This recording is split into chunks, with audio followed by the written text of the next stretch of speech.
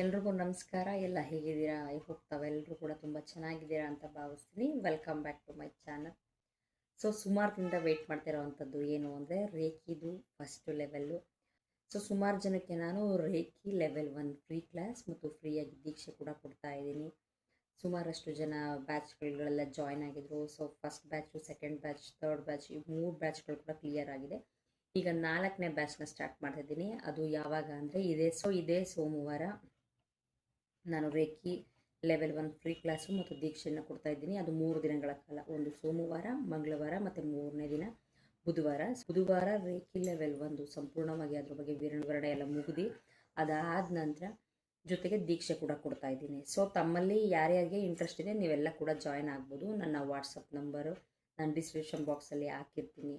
ನೀವು ರೇಖಿನ ಕಲಿಬೇಕು, ನಿಮ್ಮ ಜೀವನದಲ್ಲಿ ಅಳವಡಿಸ್ಕೋಬೇಕು, ಅದೇ ರೀತಿ ನಾನು ಸೆಲ್ಫ್ ಫೀಲಿಂಗ್ನ ಮಾಡ್ಕೊಬೇಕು, ನನ್ನಲ್ಲಿರೋ ಯಾವುದೇ ಒಂದು ನೆಗೆಟಿವ್ ಎನರ್ಜಿ ಇರಲಿ ಅಥವಾ ನೆಗೆಟಿವ್ ಫಾರ್ಮ್ ಇರಲಿ, ನನ್ನ ಜೀವನದಲ್ಲಿ ಯಾವುದು ಬೇಡ ಅದನ್ನೆಲ್ಲ ಸಂಪೂರ್ಣವಾಗಿ ಬಿಡುಗಡೆ ಮಾಡಿ ಒಂದು ಯೂನಿವರ್ಸ್ನ ಅಂದರೆ ಬ್ರಹ್ಮಾಂಡದ ಶಕ್ತಿ ಜೊತೆಗೆ ನಾನು ಇರಬೇಕು. ಯಾವಾಗಲೂ ನನ್ನ ಕುಟುಂಬ ಜೊತೆಗೆ ಒಂದು ಪ್ರೀತಿ ಪ್ರೇಮದಿಂದ ಹೊಂದಾಣಿಕೆಯಿಂದ, ಅದೇ ರೀತಿ ನಾನು ಮಾಡುವಂತಹ ಕೆಲಸದಲ್ಲಿ ಮತ್ತಷ್ಟು ಒಂದು ಒಳ್ಳೆಯ ಅಭಿವೃದ್ಧಿ ಕಾಣಬೇಕು.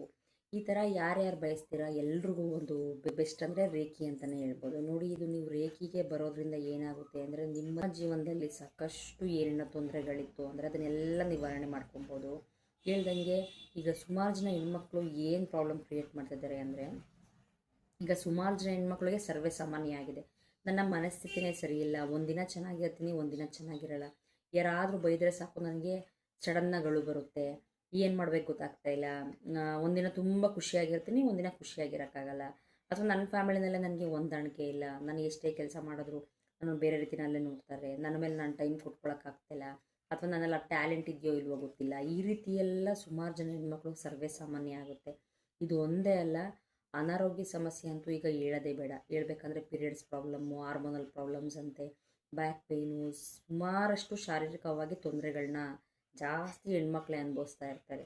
ನೋಡಿ, ಇದು ಏನಾಗುತ್ತೆ ಅಂದರೆ ನಮ್ಮಲ್ಲಿ ಸುಮಾರು ವರ್ಷಗಳ ಮುಖಾಂತರ ಯಾವುದು ಬೇಡವಾದಂತಹ ಆ ಯೋಚನೆ, ಆ ಎಮೋಷನ್ಸು ಎಲ್ಲ ನಮ್ಮಲ್ಲಿ ಕುತ್ಕೊಂಡಿರುತ್ತೆ.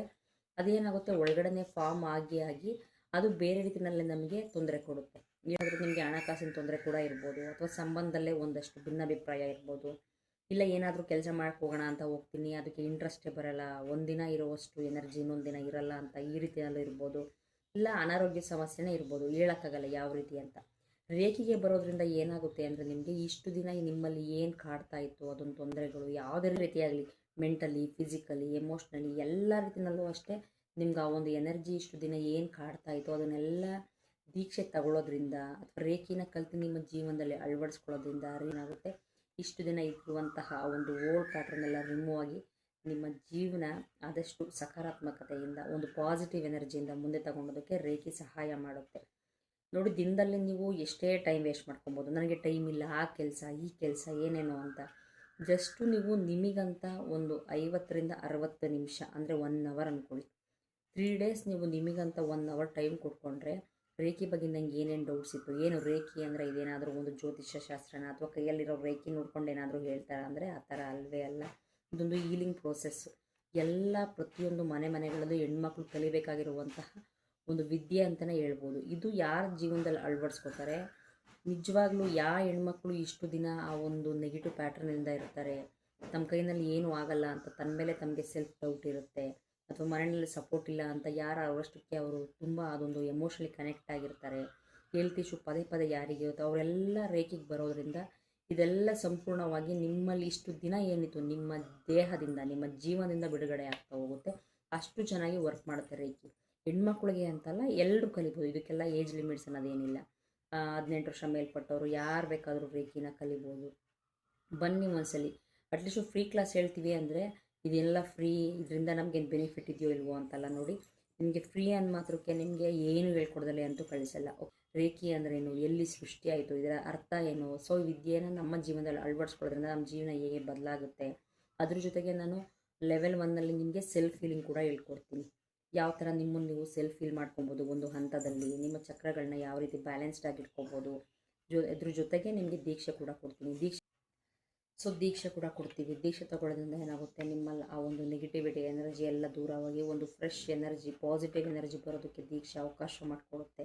ಯಾವಾಗಲೂ ನಾನು ಬ್ರಹ್ಮಾಂಡ ಶಕ್ತಿ ಜೊತೆಗೆ ನಾನು ಕನೆಕ್ಟ್ ಆಗಿರಬೇಕು, ಆ ಒಂದು ಫೀಲ್ನ ಕಾಣಬೇಕು ಅಂದರೆ ಈ ಒಂದು ದೀಕ್ಷೆ ನಿಮಗೆ ಸಹಾಯ ಮಾಡುತ್ತೆ. ಸಾಕಷ್ಟು ರೀತಿ ಬೆನಿಫಿಟ್ನ ನೋಡ್ಬೋದು. ಐ ಹೋಪ್ ತಮ್ಮೆಲ್ರಿಗೂ ಈ ಒಂದು ಮಾಹಿತಿ ಇಷ್ಟ ಆಗಿದೆ ಅಂತ ಭಾವಿಸ್ತೀನಿ. ಇಷ್ಟ ಆದವರೆಲ್ಲ ಲೈಕ್ ಮಾಡಿ, ಶೇರ್ ಮಾಡಿ ಹಾಗೂ ನನ್ನ ಈ ಒಂದು ಚಾನಲನ್ನು ಸಬ್ಸ್ಕ್ರೈಬ್ ಮಾಡ್ಕೊಳ್ಳಿ ಅಂತ ಹೇಳ್ತಾ ಥ್ಯಾಂಕ್ ಯು ಫಾರ್ ವಾಚಿಂಗ್.